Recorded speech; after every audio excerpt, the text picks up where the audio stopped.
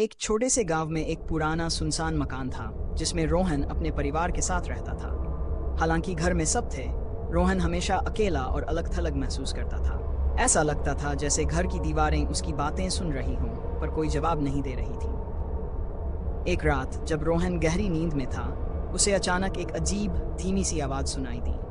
आवाज़ उसके कमरे के अंदर से ही आ रही थी। वह झटके से जागा और इधर उधर देखा, पर कुछ भी असामान्य नहीं था। उसने सोचा शायद कोई सपना था, लेकिन जैसे ही उसने पलंग से पैर नीचे रखा, वही आगे तक गया। वहां एक पुराना दर्पण रखा था जो हमेशा धूल और जाले से ढका रहता था। जैसे ही उसने दर्पण के पास कदम बढ़ाया, उसमें उसकी परछाई हिलती हुई दिखी, लेकिन यह उसकी परछाई नहीं थी। परछाई के होंठ हिल रहे थे और वही अजीब आवाज गूंज रही थी। डर के मारे रोहन पीछे हट गया। उसने अपने परिवार को आवाज लगाई, लेकिन घर में हर तरफ सन्नाटा था। घबराते हुए वह दर्पण के पास वापस गया। इस बार उसकी परछाई ने उसे घूरते हुए कहा, तुम मुझसे नहीं बच सकते। रोहन चीखते हुए भागने की कोशिश करने लगा, लेकिन उसके पैर जैसे जमीन में चिपक गए।